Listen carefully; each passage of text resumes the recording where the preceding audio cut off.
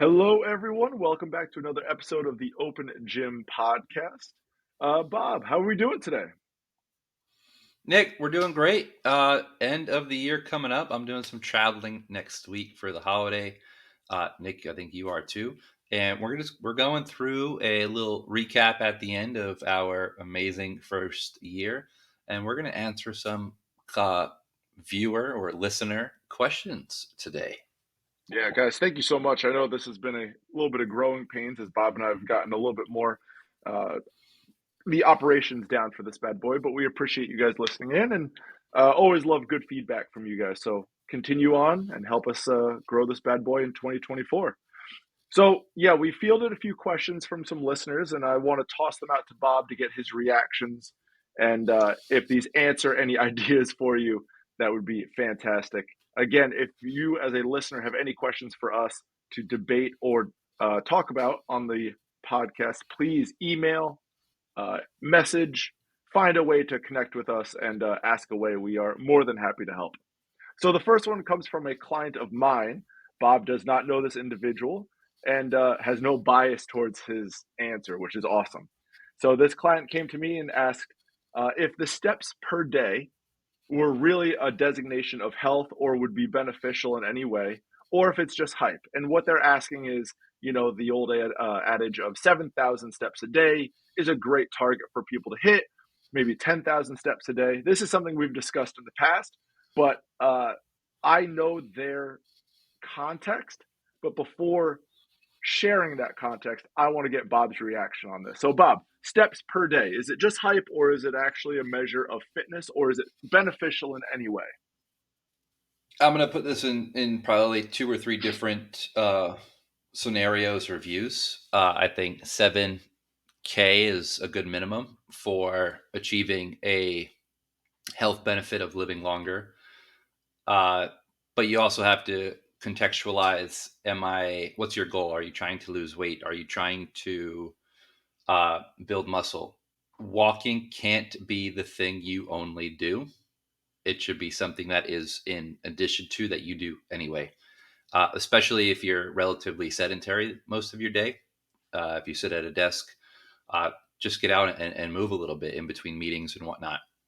If you are trying to lose weight and you work out 3 times a week and you don't do any walking, any extra walking is going to elicit some weight loss over the course of time because it's a different, uh, it's extra work. It's minimal work, but it's extra work than what you normally do. And it's not intense, which is why it's so great that you can do this every day for quite a large amount. And I'd say around 10K of walking is roughly 3-ish miles per day, which, if you think about that, it's like, oh, that's actually kind of a bit. How can I sneak this in? Well, you got 10 minutes in between client calls or before you have to go pick up your kids. Just walk around your block, put on a podcast, audiobook, and get it done. But the most important thing, and I know my parents are guilty of this, is we need some joint work in addition to walking. Walking cannot be the only thing. You will live a little longer, but you will not live your best life. Yeah, How's that hype, Nick? that's awesome. I love it. Actually, you touched on a lot of things that I know this individual is looking for, which is fantastic. One being steps and movement outside of, let's say, working out. Because I know this individual came to me and they're like, well, you say I should get 7,000 steps a day, and I'm ending around 5,000, 6,000 steps a day. Should I just get a little bit more? And what my question back to them was, well, okay, but I know that your job is pretty sedentary. What if we take your workout out of your day? How many steps are you getting in then? And they came back the next day and said, holy crap, I'm getting 2,000 steps a day if I'm not counting my workout. I was like, fine, from here on out, you're not allowed to count the steps during your fitness time with me or when you're at the gym. I want to know what kind of activity you're getting on a daily basis, just moving around the house. So that has been a big change for their shift of mind of how many steps can I get away from my fitness routine and just get daily activity movement in throughout the day. So when you were saying, hey, you have 10 minutes between calls, motivate yourself to get out for a walk or at least get up and walk around the house. Do a couple steps, a couple laps up and down the stairs, right? Something to keep moving. So if you're finding yourself challenged, maybe at a stagnant or a plateau, and you need to find some extra movement, challenge yourself by taking the steps that you're recording away from your fitness journey, away from your time in the gym, and see how many steps and how much movement you're getting outside of that time. It may be alarming what you actually end up with on the first or second day of yourself recording this. And you may want to push yourself to get some more activity in outside of your gym time. So that was their big question, and that's how we resolved their steps. So what would your take on that be, Bob? Is that something you would suggest as well? Well, the whole thing is, coach, I get 7K. I work out with you 3 times a week. How come I'm not losing weight? And or I've plateaued.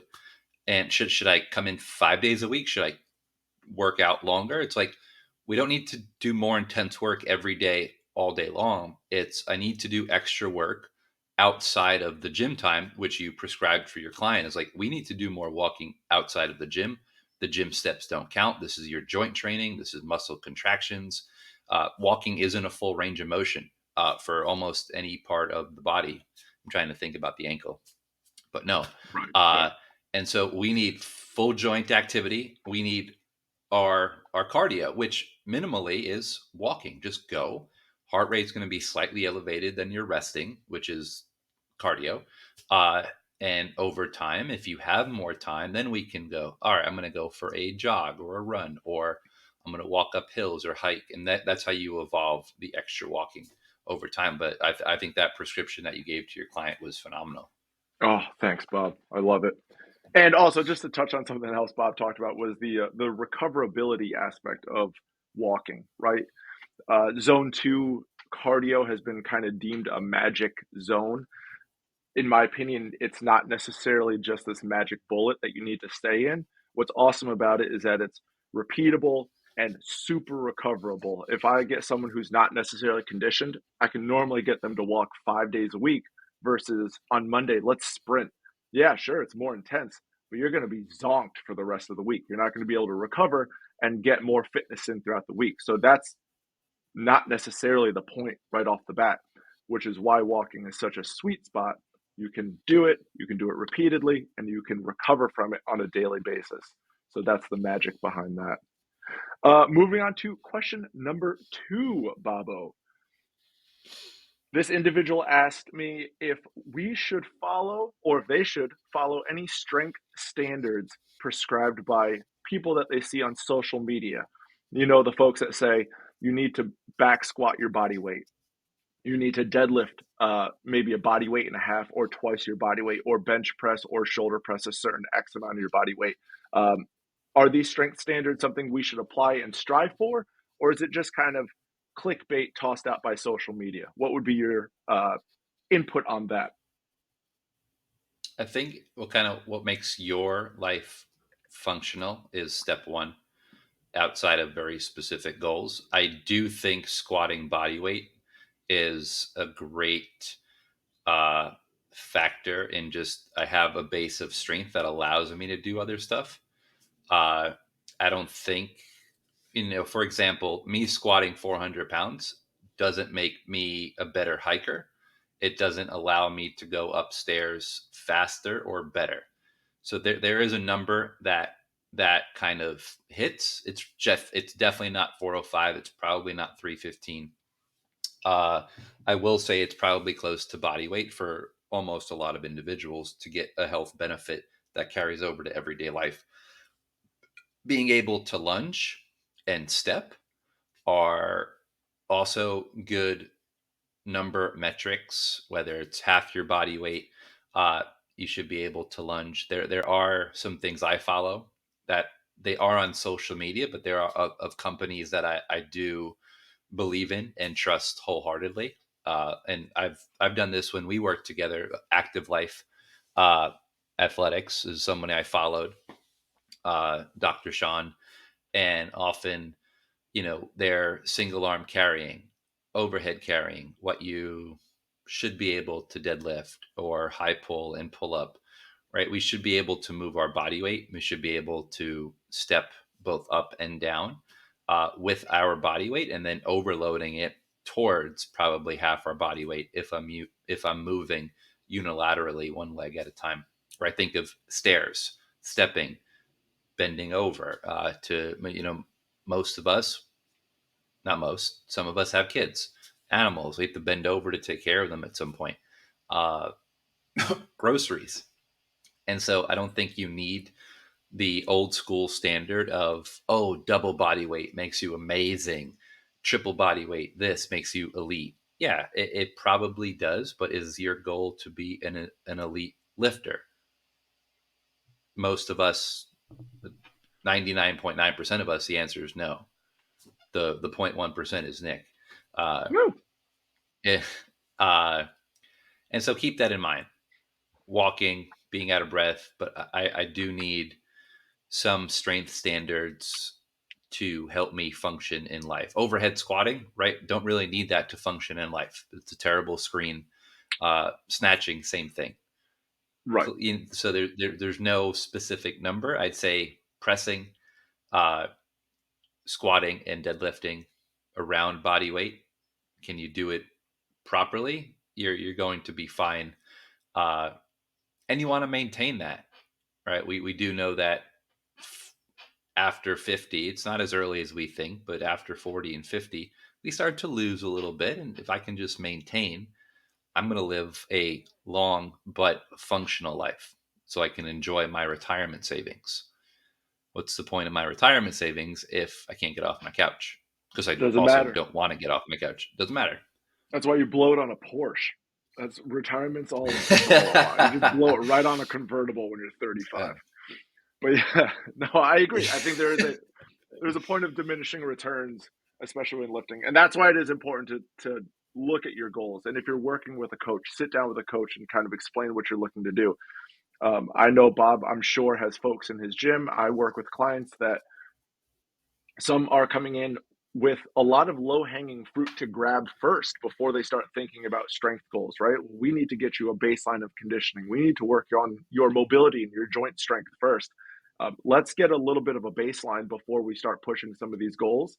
And then if you start to get into strength training and you really want to push the limits and just for a personal goal, see what kind of strength standard you can set for yourself, that's on a whole different level. But you have to understand that's more of a sport specific route you're taking to get to that individual goal. It's not necessarily, I'm going to be a better person because I can squat 3 times my body weight, even though you may think that as you walk into your coffee shop and stare down all the small folks getting mochas in front of you. Right. So that's just kind of something to keep in mind. Strength standards are cool. It's something to strive for. There definitely is a point of diminishing returns. I think that body weight squat is a good goal to have, but there are some other lifts to have in there too. I think the single arm carry is a great standard to have because we're always going to be carrying something in our lives, and that carry will have grip strength standard, shoulder stability standard, a lot of good things. So if you're curious about setting standards for yourself, and maybe you have movement requirements or stipulations that are preventing you from performing certain movements that safely, it may warrant time with a coach to get individual strength standards set for yourself. Those could be goals to strive for in the next year. Those could be movements that are safe for you to perform right now or something that you could achieve to perform in the future. You just have to understand social media is meant for the general masses and not to take that as an individualistic view towards yourself. So keep that in mind as you move forward. One thing to add, just to clear up what diminished returns mean. Essentially, you're going to have to put more time into one specific thing, right? I'm going to get stronger exponentially and have a 300 or 400 pound squat or deadlift, whatever it might be, which means it's taking time away from something else. That might be other forms of fitness. It might be family. It might be friends. It might be other sports. It might be work. That's the part of diminished returns that we talk about. There's not there's not too much of an inherent risk. I think anything we do faster or heavier, there is a risk. Think of driving. Uh, and so don't automatically think, oh, to get stronger, I might get hurt. I'm like, yeah, if you go in a car, if you wake up, you might get hurt. Uh, and so don't think necessarily that it has anything to do with injury risk. It's more of where your time is going in your life and day. If I start to put more time into just getting a heavier back squat, my cardio will suffer in some degree. That means that walking up the stairs, hanging out with my kids, playing another sport, whatever it might be tarnished a little. That's what diminished returns refers to. Right. Absolutely. Thank you, Bob. Uh, moving on to our last question today, moving over to more of a nutritional aspect here. So for Bob, let's talk about these foods that are labeled as high protein, right? I had an individual come to me asking me about what they're eating currently on a regular basis. And I said, hey, you really need to kind of up your protein numbers just for X, Y, and Z, all these different benefits. And what they came back to me was, hey, I like these certain kinds of foods. And I use cereal as the example here. I like cereal, and some of these cereals are labeled as high protein cereals. And I'm looking at it as foods that aren't necessarily designed to be in high protein, but the manufacturer is adding in some protein just to maybe get a marketing scheme into it, or adding in some extra protein for, yes, an added health benefit. But is it really beneficial? Or again, is it just marketing? And would you prefer having a client stick to the standards like chicken, fish, meat, or other plant based style proteins? Bob, what would you take on the marketing of high protein foods that aren't necessarily protein to begin with? It sucks. It's everywhere. It's in celebrities. There was an article in the Times today that talked about Oprah, who's been on a diet and losing weight, actually has been taking a drug to lose weight. And see, so all the food nonsense she spewed out is bullshit. Uh, and there's just a misconception. It's like, oh, beans are a high source of protein. You fuck no. Right. Uh, by the way, guys, nothing makes me angrier than talking about food nutrition fallacies. So I apologize for the curse words. It's awesome. Uh, Show the emotion, Bob. Show it. uh, beans are an extremely high source and and a good source of carbohydrates that come with some protein. But to get 20 grams of protein from beans, you probably need 100 carbohydrates. And though that will go together, and that is not a very balanced meal because you're not just, that's a ton of beans, by the way. You're not just going to eat beans. You're also going to have rice. Rice is just a carbohydrate with maybe, if it's fortified with protein, a few grams. So now you're having 25 grams of protein, 200 grams of carbs, and you go to your doctor and say, "Yeah, I just eat protein," not knowing that the can that says this is high protein also doesn't say this is an extremely high source of carbohydrate. Uh, and whether it's bean cereal, everything that is fortified with protein is often an extremely high source of carbohydrates. Not to say you're not getting other vitamins and minerals from these things. Vitamin C, uh, I know, is in a ton of cereals and other vitamins as well. But when we think of protein, we need to think of as close to a solo protein source as possible. Uh, Low fat or non fat Greek yogurt is about 16 grams of protein, about 16 grams of carbs, and either 1% fat or no fat based on what you get. If you do a fat full, it's around 8 to 10 grams, which is a pretty even keel meal if you add some other stuff. But chicken, beef, as you get into fattier cuts of steak and beef, just be mindful of how much fat we're now eating with the protein. Fish, some fishes are extremely lean, some aren't. And then there's the soy, right? We have tofu is just a source of protein, awesome, and a lot for my vegan and vegetarian listeners being mindful. When I have to combine lentils and beans or rice to create a protein, how many carbs am I actually getting, right? I'm not just getting calories from the protein I think I'm consuming, but there's a lot more calories that come with the carbohydrates. So the mindfulness of what am I eating? What other things? Peanut butter, not a great source of protein, great source of fat with some protein. Some granolas, uh, some protein. It could be a high carb or high fat. Be mindful of which one's which. Breads, fortification. And so stick to, if possible, the leanest source of protein, which happens to be, I'd say, the turkey and chicken family. Yeah, that would be a great suggestion there, right? A lot of these things are a lot of just marketing to get people hyped up on the protein train, which is great that people are becoming more aware of protein intake and how beneficial it can be to their everyday life. But at the same time, the 8 grams of protein you're getting from the Cheerios fortified with protein is not necessarily the correct amount. And this is where just basic knowledge of some nutritional guidance may come into play. So understanding that and understanding how much extra macronutrients are going to come into that. Quinoa is always something that comes up from vegetarian folks that are saying, well, I eat quinoa for dinner last night. I got 12 grams of protein. And well, yeah, probably about 65 grams of carbs, which again, carbs are not an enemy, but you have to understand where the extra calories are coming from when you're trying to consume those 12 grams of protein. I don't think that's a good trade off, in my opinion, but we can find another source for you that's a little bit more balanced to fit your dietary requirements. So stick And to the lean, one ingredient source protein would be my suggestion. say 20 to 30 grams of protein every 4 hours of the day. Yeah. Great place to be. My buddy, Justin, he sent me a meme, not a meme, a video. And there's a place on the internet that will say whatever we are doing is bad.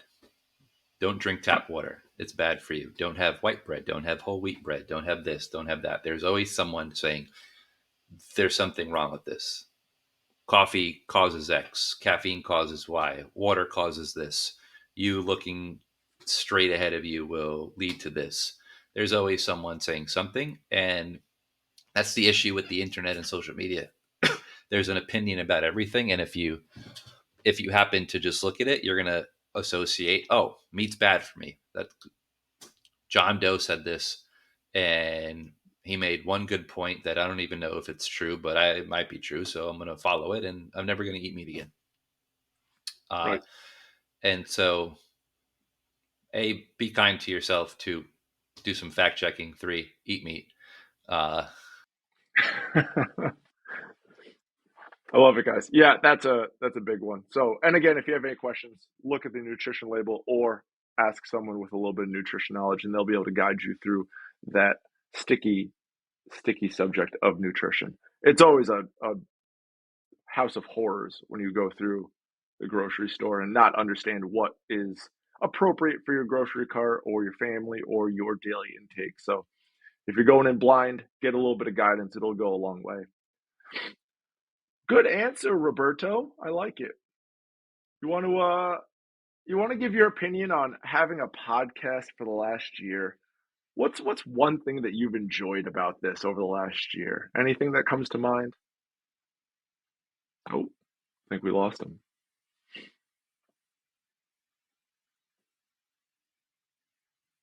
up on my screen. There's a look. Looks good so far. All right, so I'll do a little countdown. So the audio, you'll be able to know where to cut. 3, 2, 1. All right, Bob. So it's been a year of us doing this whole podcast situation. And let's do a little recap. One big question: what is one thing that you've enjoyed about the podcast format that you didn't think that you would enjoy? Is there something that sticks out to you? I think becoming pretty comfortable with shooting the shit, not being formal or too formal, and just kind of relaxing and just honestly having conversations Yeah, I with agree. it, and the of course like the feedback from people like, oh my god, I listened to you. I'm like, wait, you listened to me? uh and honestly, over the course of this year, people have messed with me and played my podcast in front of me. And if you know me, I don't really like to listen to myself. I don't think a lot of people like to listen to themselves. And I have become a lot more comfortable with hearing my voice and appreciating it a lot more than cringing and running away as fast as I could. Yeah, it's just like exposure therapy, right? The more and more you listen to it, you're just like, all right, well, there's nothing I can do to change it. This is what I'm bringing to the table. So you either enjoy it or you don't. Yeah, absolutely. Nick, what Yeah, about I you? think it's the same thing. Um, Having a client blast the podcast in the gym during their session one time was kind of unnerving, but you get used to it.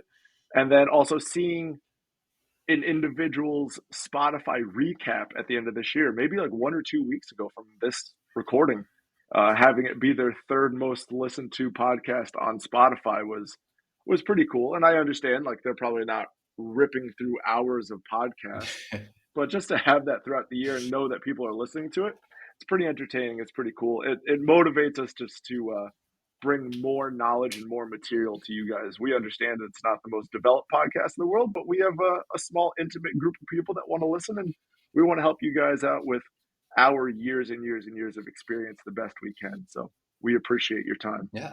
Um, Bob, what's one thing that you have not liked about podcasting over the last year? Anything that sticks out? Sometimes when like the tech part gets messed up, uh, it's a little frustrating because Nick and I are both not tech savvy. We're figuring it out. Uh, Microphones Oh, dying on us, me forgetting to use the microphone a few weeks. But overall, I think we've gotten a grip. We're way more savvy than we were 12 months ago. Uh, yeah, as this idea blossomed last December, yeah. and I think just getting it into a nice solid routine, giving you as much exposure, and really just trying to expose all our listeners to more exercise vomit via social media and YouTube more so that you can send it to your friends and family, they can listen, and we can all become friends and family. Friends and family.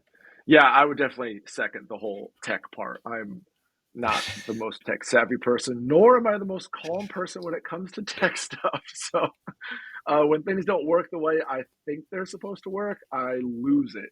And there are definitely some times throughout the year where I'm like, why doesn't my mic just work? And if you notice, the first 3 episodes, I had a microphone. And since then, I have not. So actually, before the recording of this episode, I have upgraded all of my equipment, figured out what the problem was. And so in 2024, I will have a brand new voice coming to you crystal clear that I'll be looking forward to. Um, yeah, tech is just the fucking worst. So my wife will second that I don't have the calmest demeanor when it comes to tech troubleshooting. One thing I've really enjoyed is I want to, at least looking forward to the future for this podcast, right? I want to use the podcast as kind of the center note for all of our information. And I think Bob and I would like to branch out into different forms, whether it is posting more on YouTube, creating maybe a website for written content as well to go along with the podcast. I think that would be a great way to just give you guys a little bit more exposure of what to look forward to what we deliver. And possibly some merchandise, possibly some T-shirts, right, Bob? You want to get some T-shirts out to the public? Some teas, man, some teas, and, No, and you we'll gotta get have teas. and we'll have a big announcement first in the first month of the new year. That's right. A big announcement. We say tees loosely. There will definitely be no sleeves on these bad boys. They will be And gold crop gym tops. style tank tops. Yeah. Oh, Yeah. show the belly button. Hashtag free the Yep. arms. But yeah, so I think the podcast has been awesome from my end. Bob, I hope you've enjoyed it. And I hope you guys listening have enjoyed it as well. Anything else, Bob? No, it's been a fun year. A big learning curve is something that we both are, I think, naturally just terrified of, and it's turned into one of our, or it's becoming a strength of ours. Yeah, I certainly think so too. I for a little background of Nick here, I graduated with a writing degree from a university. As useful as that is, has not necessarily been fruitful financially. So it's kind of cool to possibly break into that. But I bring it up because one of the lessons I learned from there was, yeah, when getting into writing, it was just to write, right? Just to get stuff out on paper or on your computer. And the first couple 10, 20, 30 pages are going to suck. But then you will start to get a rhythm of your voice and how the reader will kind of take in what your message is. And I think podcasting is the same way, right? And we troubleshooted through some problems. We had to get used to getting more comfortable with being in front of the camera, even though it's just you and I, getting comfortable with hearing our own voices. And the more we do this, I think our comfort level kind of exudes to the listener. Hopefully, they are feeling the same way. But we will just kind of exponentially get better as time goes on. Maybe this first year was all a troubleshoot, and next year we're going to crush it and bring the best episodes ever, starting with more guests. That is one thing we would like Yes. to do in Yes. 2024. So if you would like to be on or have a topic you would like us to cover, please let us know and we will get a professional on that knows more than we do. And we can ask them awesome questions. Can't wait. We So, got our first one coming up first week of January. So our next no our we'll talk after this, Nick, but we'll see you guys in January. Have a great yes, holiday guys, and a happy new year. have a good one, guys. We will see you in the new year. Take care.